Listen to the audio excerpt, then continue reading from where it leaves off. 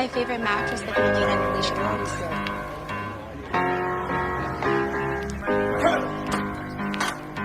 Kevin Dunn, what the hell was that? We come along.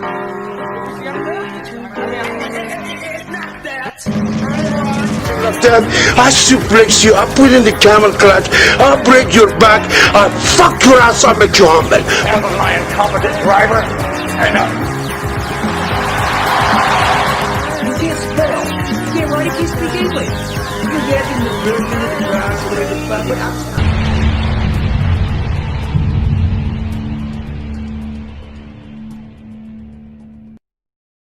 Hello, ladies and gentlemen, wrestling fans, wrestling pundits, who whatever you do that is revolved around pro wrestling. Welcome. This is the RSN Wrestling Podcast, the only three-man wrestling podcast going since 2015, where you can actually find our names, the first letter of our names anyway, are in the word wrestling, and they even go in that order, kind of. No. Okay. As I'm currently contemplating my life choice, because I basically just messed up the intro, but it is what it is. But in the rope series, three-man roundtable, without the actual table there because somebody got put through it. I mean, sue us. But yeah, and I think I got a little bit of podcast rust. I don't know, but I am Nicholas J.C. Lopez. You can call me NJL for short. I manage to run two websites. One's called Pro Wrestling Opinion. The other one's called The Music Bugle. Welcome. And let me throw it to my other podcast mates. The floor is yours. What's up, guys? This is the big guy, Rich. I'm the R in RSN, obviously. And I'm the N. And we have the S somewhere. Yep. I don't know where you. It's Yes, Sal, aka I'm the mastermind, the S in RSN. So yeah, of course we've been running 5 years now. So big 2015. Damn. 5 years. So we've been running 5 years. We've been doing all these things. Oh, and by the way, I think Nick is a part of a website, certain website, right? Or matter of fact, he owns a certain website. Sal, right? You know what time it is? You know what time it is? Come on, man. It's story time. Story time. So way back when, yeah, I always say this all the time. You don't like it? Yeah. You're gonna love the story, Nick. Got to, man. I know, man. You're gonna get a pop off of this for sure. It's again way back when I used to go to school. You know, I would be sitting in class, bored. And, of course, I want to, watch wrestling. I'm an avid wrestling fan. I'm like, shit. Story. Now Yeah. listen to this story. Yeah. It's one of those things you sit there and like, okay, what can I do in class? You're bored. You're like, shit, what do I do now? So the next thing you knew, you just, pop up your laptop and, obviously you can't go over there and watch the show while the teacher's teaching. So me being sneaky little me, what do I got to do? I got to go ahead. I pop onto this website, Pro Wrestling Opinion. And basically right there, I see everything as is going on. It feels like, when I'm reading it, it feels like I can picture all in my head while I'm daydreaming when I'm supposed to be focusing in class. Again, kids, if you're in school, focus in school. But if you really need to be in depth with what's going on in the wrestling world, PWO, Pro Wrestling Opinion, 3 letters. And this man, Nick, is the architect or the person behind that. What you guys say? Ooh, that could be another name for We him. could say another name, yeah, the architect, I guess, yeah. But I think we used that in 2015. Seth Rollins did it. Yeah. But yeah, I mean, if anything... Fuck Seth Rollins, we have the real architect. Yeah, the architect right here. The architect of PWO, Pro Wrestling Opinion. But yeah. But in the meantime, I mean, of course, yeah, like I said, I mean, I always go on that website. It gives you up to date, like it's minute to minute, segment to segment. It gives you a full kind of brief breakdown of what's going on in the ring and everything like that. All the stuff that's happening, even when you can't, actually physically see it. But then when you get home, you see, you're like, damn, man, I was really up to date with this. Wow. So, I'm not left in the dust like everybody else. Like, oh, I can't watch wrestling because of finals or whatever. Oh, bam, just right there. You listen, you see everything right there, and then that's it, Read it off as it is, and it's playing out through your head, which is a great thing, So, big ups to you, Nick. The Nick. You know what else you could do on PWO? Well, I think... There's another thing you can do on PWO. Yep. If you're on your way to work, on your way to school, to your friend's house, whatever, could actually listen to our previous podcasts because he has the links to our YouTube account, to all the 32 different platforms that we're on. Yep. So if you're driving to work, driving to school, on the bus, on the train, give us a listen on the PWO website. We have all our previous podcasts, such as the Rise and Fall of WCW, the Rise and Fall of ECW, Women of Wrestling, previous shoots that we had. Give us a listen. That's a fact. Yeah. Well done, man. The plugs. Keep them coming. Keep them coming. The plug man right here, man. I'm telling you that we gotta start having new names for us going into 2021. But I mean, anyway, of course, this is basically a running the rope series where we go ahead and just break down all the stuff that's been going on in the wrestling world. Of course, there's been a lot of stuff that's gone on since, I'd say probably for the summer. Now we're entering the fall. But I'd say, again, let me ask you guys this before we start this. We always talk about this as the show before the show, or I would say this is like the build-up before WrestleMania, for pre-WrestleMania, right? Yeah, this is like pre-WrestleMania, I guess. No, SummerSlam is pre. This is just pre-WrestleMania. Pre-WrestleMania. But let me ask you guys this before we start. WrestleMania 37, do you guys think it'll still happen? I think it will, just somewhere where it's not going to be expected. I'm hearing 2 different locations. What about you, Nick? I mean, I can't imagine that they'll do the same thing that they did for 36 as 37. Watching I know the MLB playoffs are going on right now, and it's supposed to be in a bubble format. But I'm pretty sure for the Championship Series and for the World Series, they're going to be in front of, I think, 11,000 people. So they're going to do it in a stadium, with separated seats and pods and all that and whatnot. So, I mean, and technically, if you look back at AEW, they did all out, in front of fans, but, everybody spaced out, stuff like that. So I don't know. It's still a little bit too far away to where I can't say that, this is definitely going to happen, or no, I don't, it's still a little too soon to make that call, but based on how WrestleMania 36 basically took place during the height of the pandemic, at least over here in New York State, where it pretty much ravaged through us for a good month and a half before things started calming down. April 5th was still very, a lot of people were dying back then. So even with that said, it seems like the virus kind of wants to start to make a comeback because where I'm located and Rich too, I think we're all from Southern Brooklyn. There are certain codes that are except for Sal. He lives I'm in somewhere we don't give a shit about. Yeah, fucking Queens, man. I wish I was in South Brooklyn. No, you don't. Not right now. Yeah, especially not now. Parts of South Brooklyn are some of their positivity rates are kind of up there, and I know that they're just starting school up again. So it's like, can you really get back to normal without all these numbers going crazy or haywire? Not to mention the cold weather hasn't come yet. We don't know what the flu season's going to look like. Half people are going to be down with the flu. Half the people are going to be down with COVID. You might have people who are probably both. going to get both. I mean, it's still too soon to say. But I mean, the fact that the MLB is going to have the World Series in front of fans, at least 11,000, I'm not sure if it's going to really make a difference. But I mean, it gives me hope that maybe WrestleMania will happen in front of this, inside of the venue. But again, it's still too soon, and I would even bring up Royal Rumble because if you've kind of looked at the last 3-4 years, Royal Rumble's kind of been treated as a WrestleMania of sorts. They've been doing it at all these big venues as well. Haven't the last couple of baseball stadiums? Stadiums and whatnot. So I think whatever will happen at WrestleMania, I think Royal Rumble, whatever happens with that, will be a pretty good indication. Yeah. It's one of those things I think where it's like it's unpredictable. We don't know what's going to happen.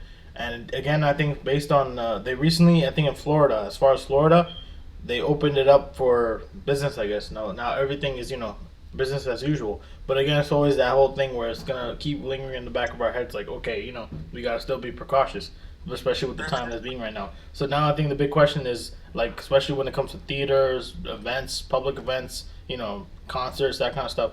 How is this gonna play out? And it's kind of hard to kind of see how that's gonna play out now, because now you have to basically base that around okay, is it safe? Is everything in place to make sure that everything can be safe? Can you ensure that?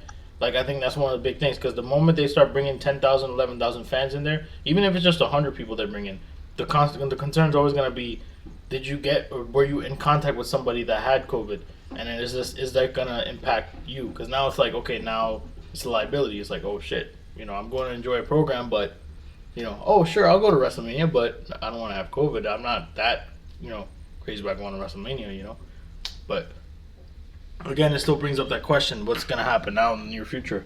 We talk about this all the time. That WWE recently had a couple pay-per-views. Of course, Clash of Champions being one of them, and then we spoke about SummerSlam. We actually had, since you brought up COVID and Clash of Champions, we actually had a nice return a couple weeks ago, leading up to Clash of Champions. Yep. Yeah. Well, and that big return. Yeah.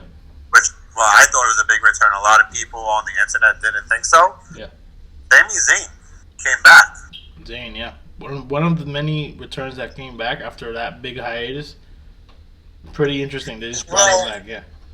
Yeah, what I'm actually loving this kind of go around, because if you looked at Sammy's last run on SmackDown, basically he was just kind of treated as a chicken shit heel manager who was just kind of serving as the mouthpiece for Cesaro and Nakamura, which, yes, I get that. It's a good way to use them, but it's kind of like the company forgot that he knew how to wrestle and that he could actually go in the ring.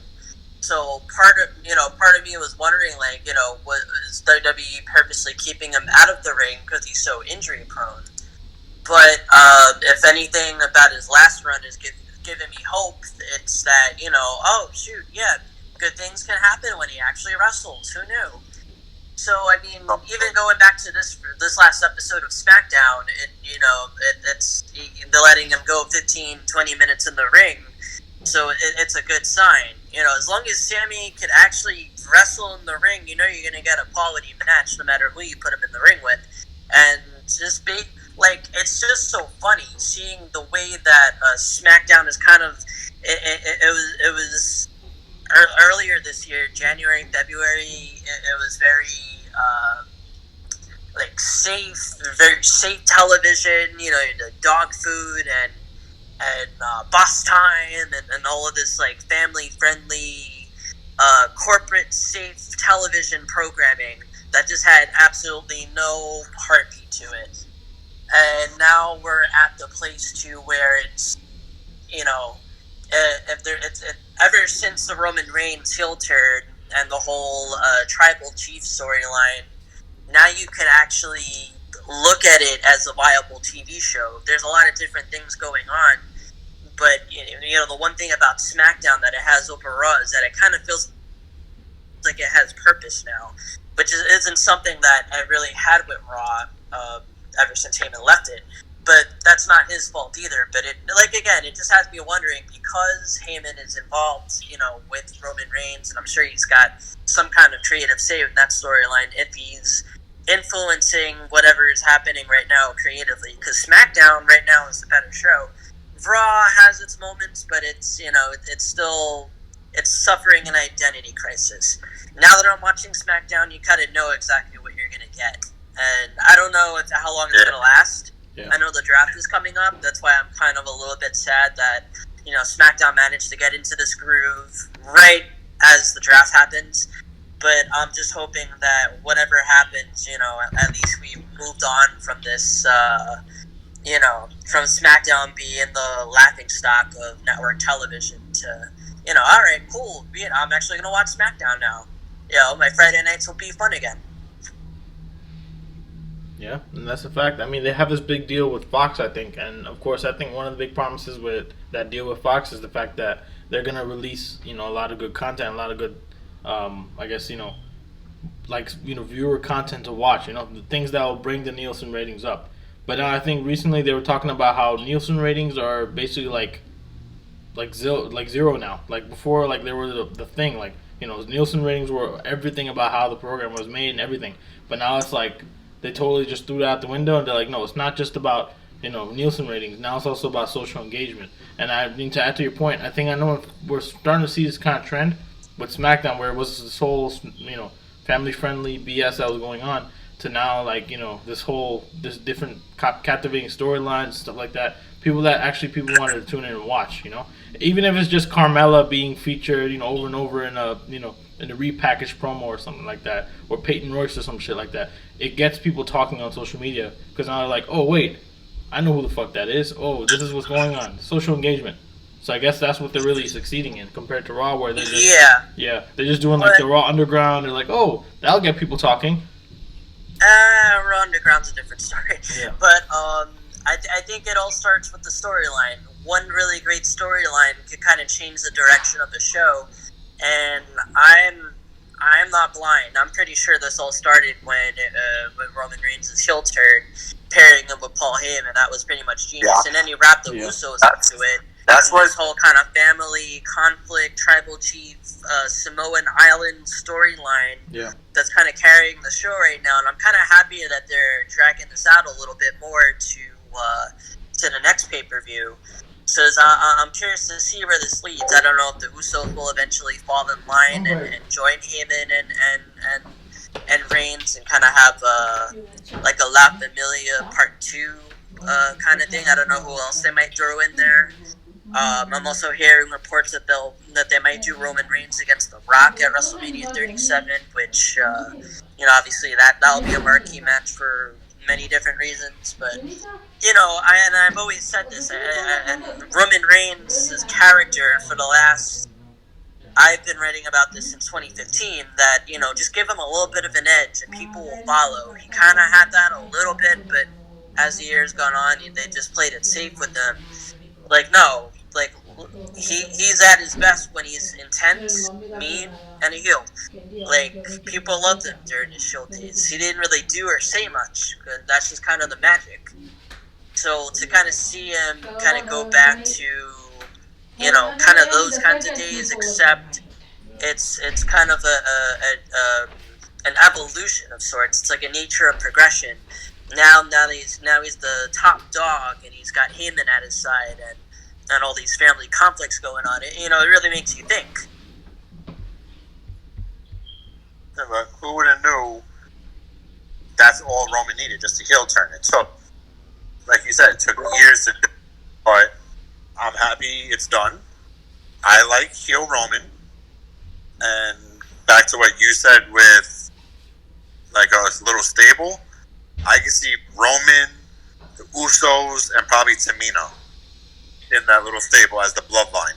Yeah, I think we. I wouldn't. Yeah, I mean it's. I mean, you could throw Tamina in there because I think she's technically part of that family, but she's a cousin of them. But Vince doesn't like factions. La Familia worked for SmackDown back then. Fuck Vince. Yeah. Vince has to realize. Yeah. The fans like stables. I think this is a big thing, especially with this whole bloodline faction. I feel like they can make something out of it for sure. Plus, if you look at their whole history in the 80s, the 70s, the 70s and 80s, the Wild Samoans, they were part of it. You go into the 90s with The Rock, the 2000s, Rikishi. You got freaking, in the early to late 2000s to 2010s, you had Umaga. You have all these guys that are all Samoan, that are from the same wrestling family, just like the Hearts. And you could do something with that. And they're just like, they're not really executing it. But to see this is kind of like, okay, they're executing on it. Like at one point, and this is one of the biggest things too. At this last pay-per-view that they had, they actually gave one of the Usos a shot at the title. A big tag team wrestler. It was Jey Uso. Into becoming a new, basically trying to make a new star out of that. They did that with Kofi. you know, of course, we kind of always ask what happened to that. And it's always that whole thing like, okay, what are they really trying to do now? You know, what's really their purpose now? I think really the best way they could do this is if they start bringing in more stars now. So I think, of course, they have a whole bunch of other cousins, too. They have, I think, was it Jacob Fatu from, I think, MLW. And then also, I think there was also another Uso, who was a younger sibling of one of the Usos. He dropped Braun, I think. Yeah. So I think it's kind of like, you know, if they brought them in, why not, you know? That'd be pretty cool, too. I think he's wrestling in, I think, MLW, too. But, you know, if they can bring these guys down. The other one? Yeah, the other Uso, yeah. The younger Uso, I think. There's like 50 of them. I'm curious to see how it evolves, but at the same time, I kind of like that they're taking the simple approach with this. Like, drag out this Usos versus Roman and Heyman thing as long as you can. Yeah. The goal is to get heat on Roman and kind of get people behind the Usos, you know. They've always kind of had an edge since they're heel turn, but you know, they as time goes on, you know, the character can only stay fresh for so long. So with all the attention on Roman, you know, they're kind of getting a good rub out of it. But at the same time, like I said, I kind of like that they're taking the simple approach with this because if you look at it, AEW is pretty much dominated by factions. So they could do a whole family faction on SmackDown and kind of have them lead the way, but it's been done before. So it kind of has me questioning, you know, is that a smart idea? Yeah. I like it, to be honest. I really like it. I mean, compared to like all the other stuff that, you know, like in 2015 when he was facing against Brock and this whole thing, and, you know, oh, is he going to win the title? He was like the underdog, and, you know, compared to now, there's a lot of development there. I think really it's better. This is probably the best stuff that they've been doing since, you know. And again, it brings that question. I think Lesnar a couple of weeks ago, they announced that Lesnar is not with WWE anymore. So usually they would wait until the negotiations would go on to the point where it's like, okay, even after the contract expired, they'll start having discussions. But it's to the point now where Lesnar didn't sign a new contract. WWE's kind of wondering, okay, you know what are we going to do now? One of our biggest guys, which everybody, I think the fans would probably say otherwise. They'd probably say, let him go. Fuck it. We don't need him. We don't need a part-timer in WWE. But then it's kind of like, you know, there's a void now. For some reason, your side So was it's kind of like, who else do we bring in Yeah, connection and then it was to fill in that void? Yeah, it's my connection, And, I mean, one of the big things is I blame the fact that there's a whole bunch of Fucking people retribution, man. that can fill that void. Since you brought them up, why not? Let's talk about them. Why not? Let's talk about them for sure. Do we have to? Well, I think it's It's retarded. not- I think it's just stupid. the names are I fucking hate it. stupid. The names Hate are that. fucking retarded. They did it 10 years ago, and they did it better with Nexus. I'm sorry. Big time. I feel like it's just Nexus. Yeah, it's just Nexus 2.0. It's just the core, whatever the. I don't know. superstar- And I don't know what they want. I don't know what their goal is, but apparently the easiest way to get hired is to deface whatever place you're trying to get hired by, just deface their property, and they'll sign you to contracts. Yeah. Well, let's talk about their names. T-Bar, Mace, Slapjack. What the fuck are these names? Yeah, they're good rappers. Yeah. It's probably like something from what's that movie called? Something Fury. I forgot. It's like I forgot what movie theme. I The forgot. TLC documentary. No, not a TLC documentary. Yeah, they got T-Buzz. What'd you call it? There's like a famous movie. I forgot what it was called. It's skipping my mind. Fuck. It's like about a post-apocalyptic world, and, you know, there's like people are, you know, using blood as like gasoline or something like that. Tom Hardy was just in one of the movies. I forgot what it's called. I don't remember. But I hate the friggin' names. Yeah. I don't like the way that they got brought up to the main roster, to be honest. Yeah. I was expecting Dijakovic to have a real main roster debut. Yeah, I mean, you have these. Yeah, I just looked it up. It's Mad Max. So I was talking about Mad Max. You basically have these people that are trying to look like Mad Max wannabes, trying to ransack WWE. And the premise is, I think, just this is an outside force. They just got WWE contracts all of a sudden, and they're mad for some reason. We're just kind of like, the fuck you talking about? You know, it's like, why? I mean, it also kind of sends the wrong message too, because if you look at it, they could kind of be, you know, they could be looked at as protesters, kind of the way that protests have been going on in the country ever since the George Floyd murder. Yeah. Sorry, the Brooklyn in me comes out sometimes. So it's just like, and you want to have these people who are kind of being looked at as protesters and renegades and whatnot, demanding change. You want them to be the bad guys? Wait, what? What's the story here? So, I mean, how they're booking this thing, it's almost as if they're paying no attention to mainstream news. This is the kind of thing that would make people angrier at their product if they don't already like their product. Yeah. And I don't see a good payoff happening for this at all. At least based off what I've seen, there's nothing redeemable about this at all. You potentially have 5 careers in your hand that I don't know where this is going to go, but the journey isn't looking so fun so far. And I don't know. I mean, I would ask the question: if you had the chance to book WWE programming, how would you book the rest of this Retribution storyline? I think. How would yeah. do it? Leading up to Survivor Series, obviously you're probably going to have Retribution versus the Hurt Business, Which is bullshit. which to be honest, I don't mind. But then I don't mind it. Yeah, I don't mind it either. I kind of like the whole heel. I like heel versus heel matches, but I also Like, think my only question- it's a little confusing because it's Yeah. like Cedric just heard and joined them, and it's like, all right, yeah, they want us to boo them, but like they're taking on these renegades, all these bad people that they're painting as heels. So it's just like, oh, are we supposed to root for them now, or are they tweeners? Like- I don't quite get it. But like my only question leading up to Survivor Series, if they do that, you know how they always have the champions face each other? Yeah. Like the NXT champ versus the Raw versus SmackDown? Yeah.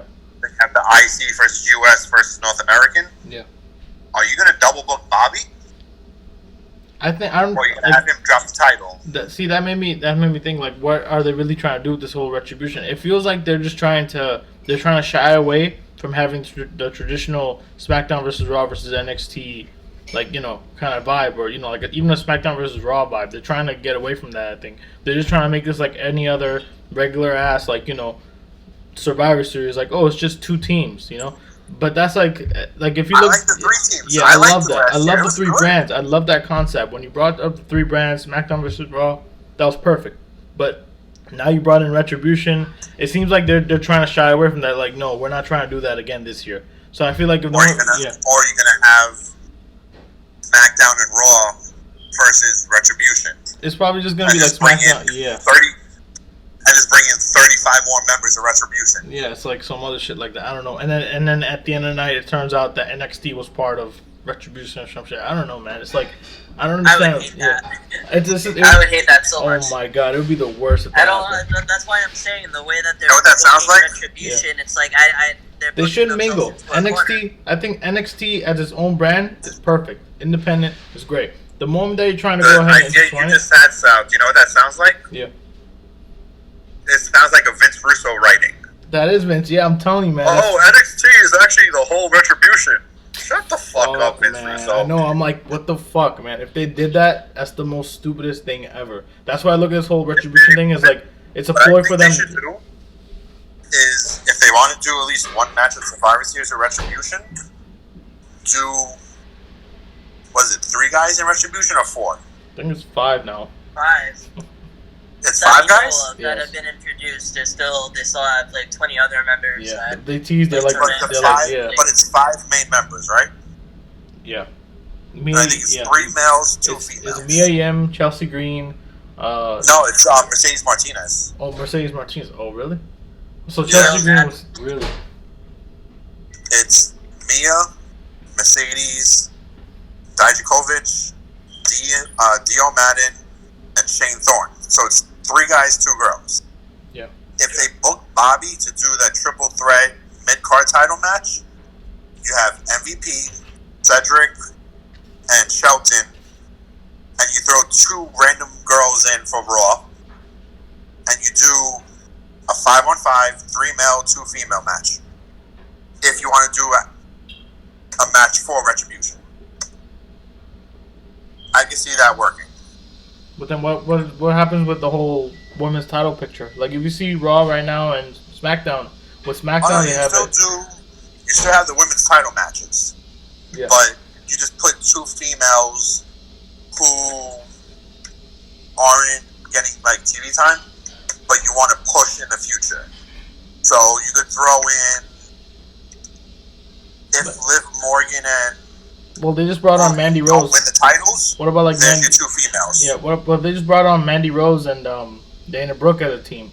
Which, I mean, what do you guys think about that? Like with that, That's a weird combination to me. That is a weird combination. it's a weird combo. I mean, I like the fact that she was paying tribute to That Trish was Stratus. literally just thrown together right before the show. It seemed like. Yeah, that was like literally the same day. They were like, okay, let's just put it together, and then they're gonna have Natalya team up with her next week. It's like, come on, man. Like, there's no, like, you know, there's nothing that's really. There's, of course, knowing WWE, there is no continuity with anything, as we always complain about. So, Well, I mean, this is, and again, I brought up this point already, but, you know, this still is my lingering question with Retribution.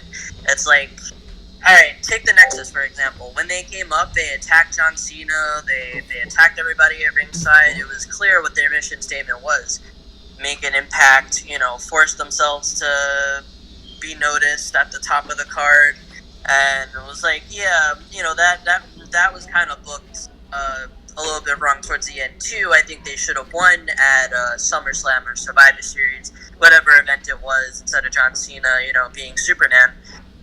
If they could go back and rebook that, I'm sure they would have went the other direction with it.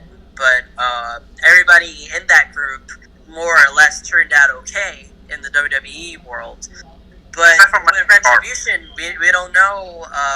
You know, we don't know what they want. It's like they watched the Dark Knight Rises a couple of times. They were like, "Ooh, yeah, Bane is such a cool wrestling character." Like, I still don't know exactly what they want or how they plan to get it, or what they're gonna do or how they're gonna do. Yeah, I get the unpredictability factor, but at the same time, there's also a cringe factor as well.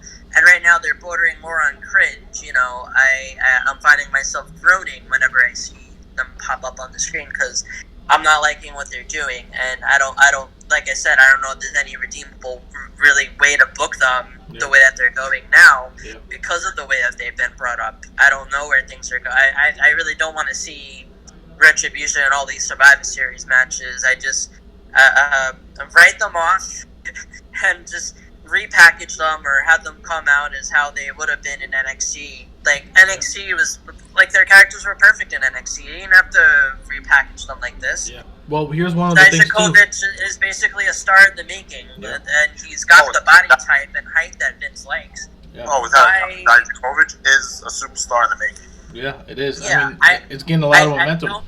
I don't know why they needed to do this Retribution storyline, and like I said before, with all the protests and everything going on, you really want to have people kind of represent this, you know, demanding change and protesting and this and that. Yeah, like I said, to have them kind of be looked at as the bad guys, it just tells you exactly what Vince McMahon sees right now in the mainstream media. Yeah. It's a little bit wrong in my opinion. He's he's in his own hermit kingdom. I think really it's just He's like, you in know, his own world. yeah, he's in his own world, just doing his own thing, just WWE work. That's it. He doesn't pay attention to any of the media or anything like that. And it's really sad because back then, you know, there was writers that actually had like, you know, some sense of knowledge of what's going on in the world. Okay, how do we replicate that? And I mean, you guys thought. I mean, Rich brought up Vince Russo. I think we all say Vince Russo is a piece of shit, but honestly, at the same point, at least he was in tune with what was going on. I mean, that's what we can respect out of writers. But Kind of. yeah, but then still, you know, he's still an asshole. But I mean, here's one of the things too with this whole Retribution angle. Recently, they just found out that there was a whole bunch of NXT people and people that were in the PC that tested positive for COVID. So it's kind of like now, you know, you have all these NXT guys being brought up, but the problem is they've been in contact with people in the PC that had COVID, and now they're, you know, in the main roster. Back, I think, right? Yeah. Oh, so Monday's actually going to be a good episode of Raw. We'll see. I mean, leading with this build-up for the draft, and here's what really scares me. What if they did something with Retribution where they just fuck up the whole draft? Like, let's say... That'll be great. That would be, oh my god. But then if they did something like, let's say, like, okay, they did all these draft changes and everything like that, but then all of a sudden they just scrapped it and said, okay, you know what?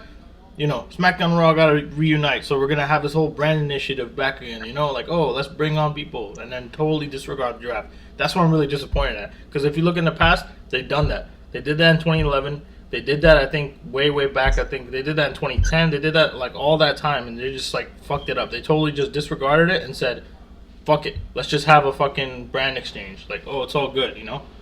Which is kind of like, come on, man, either stick to one to the other. Either you're gonna have a draft or you're not. Commit to it. You guys mind switch over to the other company, the other Wednesday night company? AEW, man. We got, yeah. What do you think about NXT AEW right now? I think they're both putting on really excellent shows. Yeah. It's just for whatever reason AEW it just has the bigger audience. It has the bigger reach. But maybe less people watch NXT because they could always catch NXT later. AEW is live. They don't really encore it like they used to. So your one and only chance really to watch Dynamite is live as it happens. So I'm thinking NXT's availability of being on the network. The second way you can watch AEW though, if you have the TNT app, you just log into your cable provider, and you could rewatch it. People aren't going to want to do all that. They want to go the easy route, whatever involves less work. Yeah. And for someone like me, I wouldn't want to have to go through all that. I'd rather just watch it live as it happens. But I can't question the quality of the product because everything is clicking, everything's on point. NXT never really had this issue. And AEW, they continue to churn out good stories. And when I watch both of those programs, it's obvious what the highlight of the wrestling week is. It's just based off how things are. And long term, I don't know how it's gonna go or where how long this Wednesday Night War thing is gonna last. Yeah. But I think it's been beneficial for both people. But Vince McMahon is not a patient person, and it's only a matter of time. The NXT can only lose the ratings war for so long before something drastic happens. Yeah. That's just my worry. Specifically, I have a question for both of you guys, because I know we covered her in the past very briefly, but with this coalition with Vicky Guerrero and Nyla Rose, where do you see Nyla going now that she's with Vicky? She was good on her own. They didn't really need to put her with Vicky. That's just my opinion. Sal? Yeah, I think it was just she was probably good at on her own. It's like, why go ahead and just pair her up with Vicky when it was like I guess it was this kind of thing where it's like they have all these talents that were former WWE talents, and they're like, okay, we can either put them as backstage, like as a commentary, or let's just put them as a manager. Which again is kind of like you're just going ahead and creating that trend. There was no need for it. I think she's good on her own, Why? Why bother? Or you could put her with somebody, kind of just like her, like a Britt Baker, put her in that whole Reba, Britt, Swole kind of storyline. I think you could have got more out of that. Nyla is somebody who has proven herself in the ring, and, her character didn't really need a manager, so it's just like, I don't think it's helping her in the long run. When you have somebody like Vicky, who's known as being like a loud Karen type of heel, she's like the OG Karen if you really think about it, except she was the manager, so...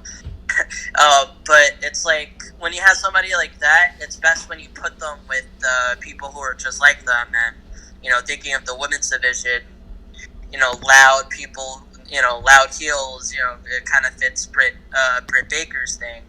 And, just, it doesn't take much. You could just say, she became Vicky's new dentist or something like that, or she's giving them free dental appointments or whatever. It doesn't really take much, but, I don't like the Nyla Vicky pairing. It just doesn't do anything for me personally. The reason I'm asking, because I was talking to one of my friends. Shout out to Jasmine for actually making me bring this up in the podcast. So, our first shout out to a fan. She was bringing up the fact that she thinks Vicky could actually lead a stable. How many more stables can we have in AEW? Yeah, why not? Why the hell not? I mean, here's one thing that I applaud AEW for, is the fact that they're, of course, in tune with what's going on in the wrestling world. They recently had this thing with Orange Cassidy and Jericho, the debate thing going on, and at the same time there was an actual debate going on, a presidential debate, within the same time period. Bro, that segment was gold. Yeah, that was a really good segment. I mean, on top of the fact it was trending, that whole presidential debate, not to be political. Yeah. I mean, technically MJF had a whole presidential campaign gimmick going on for like a couple of months, so it's nothing new, really. But the Jericho Cassidy one, they had the perfect person to moderate it also. Yeah. Who else but good old Eric Bischoff? Why not? Let's bring him back. And it's been, 20 years since he was on TNT? Yeah. And I think he did some other things with AEW also. I think with Cody and, I think it was Cody and Jericho, I think, yeah. It was like a signing or something, and he was part of that too, I think.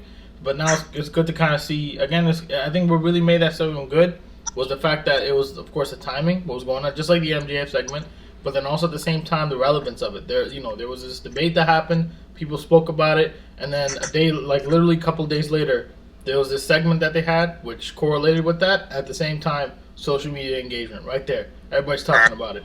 Another high point of that, no one expected friggin' Orange Cassidy to throw that out. Mm-hmm. No one expected that. Yeah. But just think, he became a superstar overnight. Mm-hmm. That was amazing. Yeah. Orange Cassidy is definitely the future of the company. Definitely. And all the other young talent that's 26 years of age and younger. Well, speaking of that, we got another veteran that came into AEW also, Miro, or let's call him Rusev. Correct. Say the right name. It's the best man, Miro. I think it's great, but why the fuck did you have to dye your hair blonde, man? I don't understand that. Cody did it, so why not?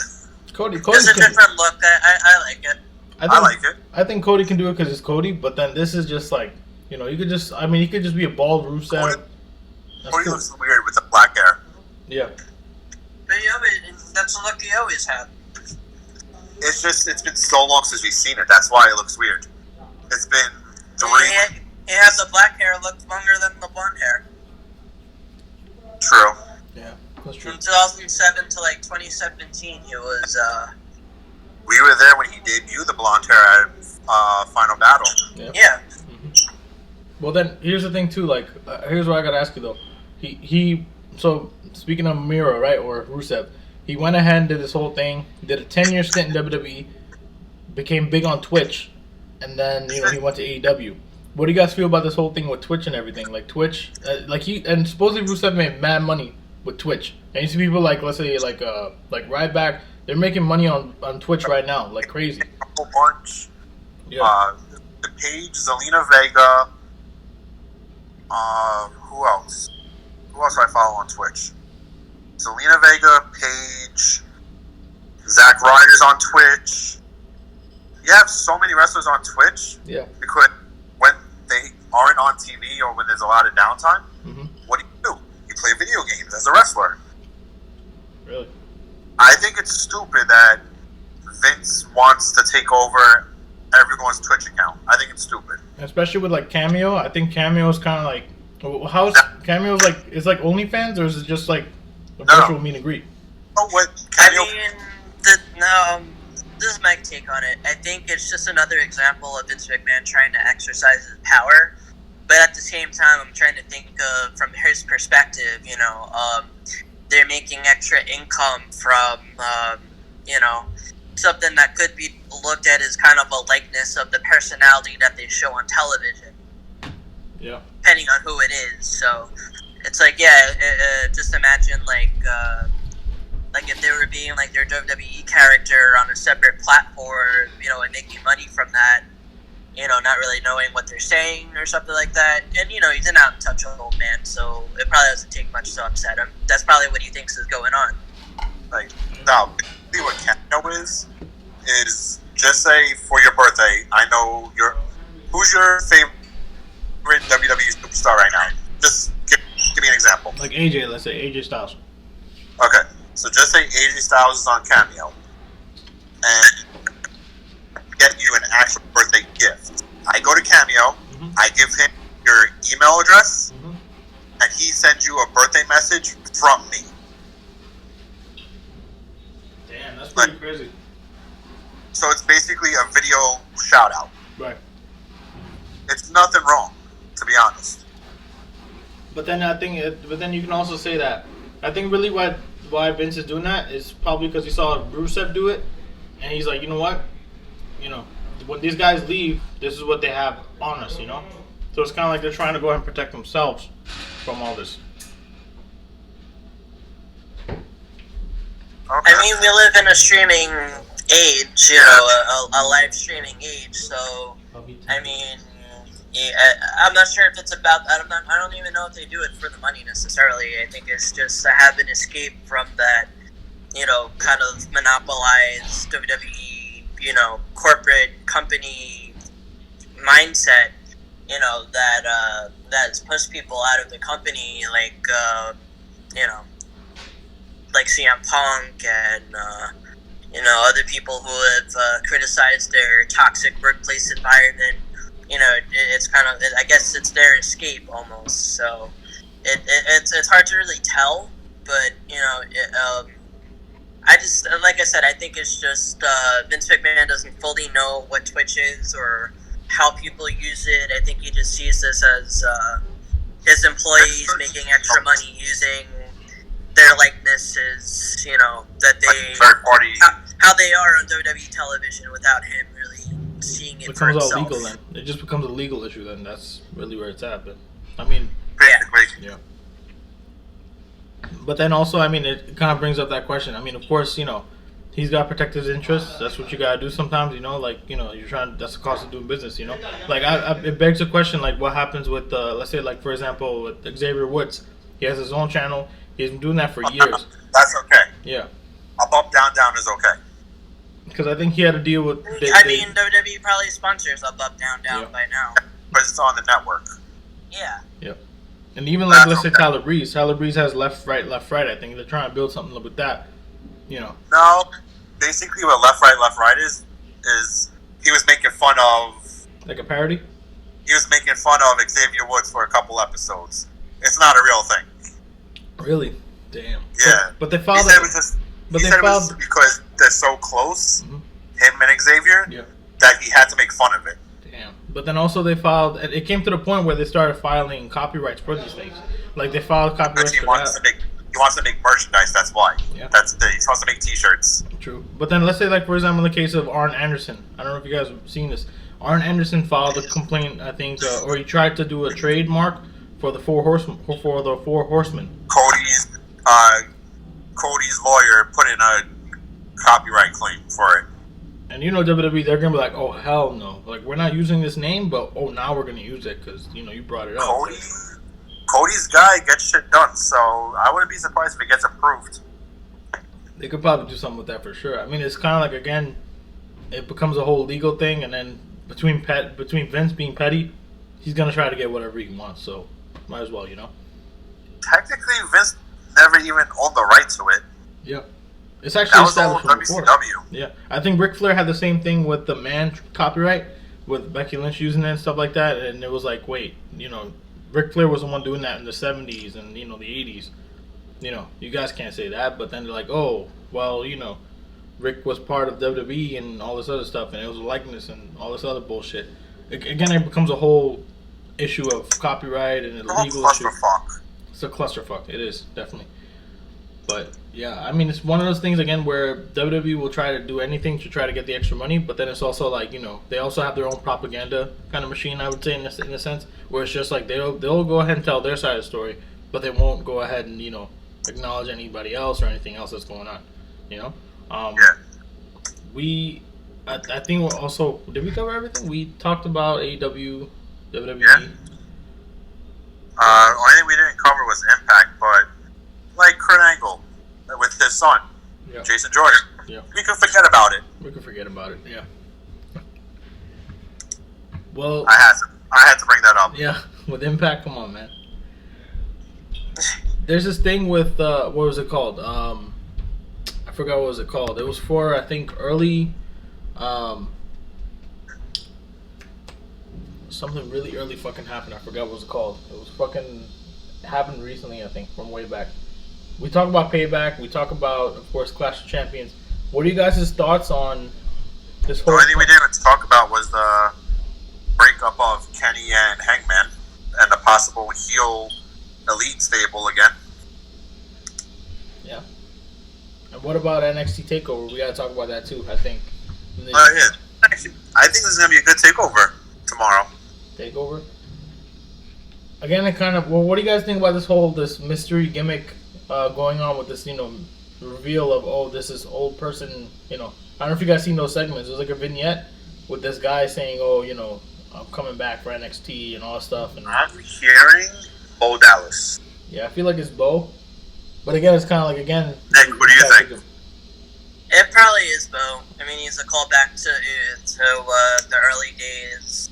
Everyone's going back down to NXT also. Yeah. I wouldn't be surprised. They're not really doing anything with him now anyway, so he's pretty much... honest, I forgot he was still employed. Yeah, him and Curtis Axel, I thought, I was like, wow, like, are they even still with the company? Which is kind of I thought they were employed with the company, to be honest. Yeah.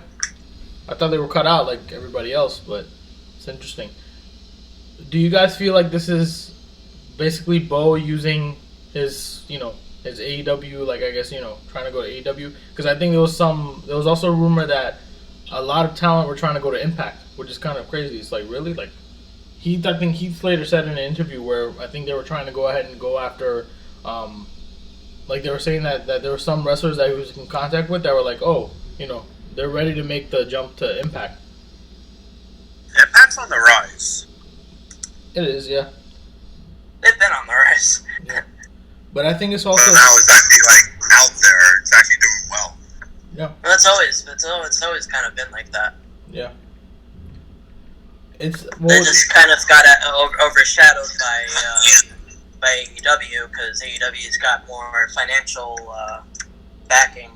Yeah, it's kind of like, again, like if they can go ahead and just it's kind of like, again, they're trying to put their foot in between two different eras. It's kind of like, okay, let's go ahead and go back to where we were back in like the 2000s, and then let's go ahead and just stick to new stuff. But they're kind of doing it. I mean, recently they had Katie Forbes and RVD leave. And then a whole bunch of other people leaving back and forth and stuff like that, going to AEW, going to, different companies. So, it's hard to say exactly what's going to happen from now. But, yeah. I mean, nonetheless, we spoke about everything here going on pretty much in the wrestling world for the most part. Again, you can also check us out on PWO, Pro Wrestling Opinion. Got to give that shout out for you, Nick. But then, Nick, you got to tell us what's going on with PWO. Basically the same stuff. I'm going to try to get back into watching some older wrestling shows, maybe bring out a few reviews. I'm not too sure. Right now, I kind of got my hands full with my other site, the Music Bugle, which anybody listening, you like music, you can discover new artists, check out new music videos, upcoming singles from everybody in all different genres. It's pretty much all there. We just hit 25,000 hits like a couple of weeks ago for Music Bugle in 2020 alone. So things are growing. A lot of eyes are looking at the site, which is always a good thing. But that's just pretty much been it. But still watching wrestling, you can always follow me on Twitter at Nick Jason Lopez. You can follow me on Instagram, Nicholas_Jason_Lopez. And I'm also on Facebook at Nicholas Jason Lopez. You can also like the Music Bugle and Pro Wrestling Opinion on Facebook as well. Just search the name, type it in, hit like, and I'll do the rest for you. Okay, definitely. And I'm gonna Yeah. Sal, do you want to bring up our Twitter and Instagram? Yeah, definitely. So, I mean, I was just about to get to it, yeah. You can also follow us on Instagram and Twitter. Me and Rich, we go ahead and co-run that. Also, the Facebook page. But then also, you can find us on all our different platforms. If you go on our Instagram page, there's actually a bio. In our bio, there's a link where it goes ahead and tells us all the different platforms that we're on. We're on things like Castbox, Stitcher, Spotify, Apple Podcasts. I think recently we were on Backtracks FM, and also I think Owltail, a couple new platforms. Again, we're still keep churning out different podcasts, or you can find us pretty much everywhere. In the car, at home, you're playing something, you're working out, whatever, you can always go ahead and, hear us out, all the different episodes that we had. And again, we have some other new content coming up soon, so definitely stay on the rise for that too. But nonetheless, this is the Artisan Wrestling Podcast. This is the Mastermind. You got the big guy, Rich, and See you guys out. the Nick Lopez as well. Adios. See you guys.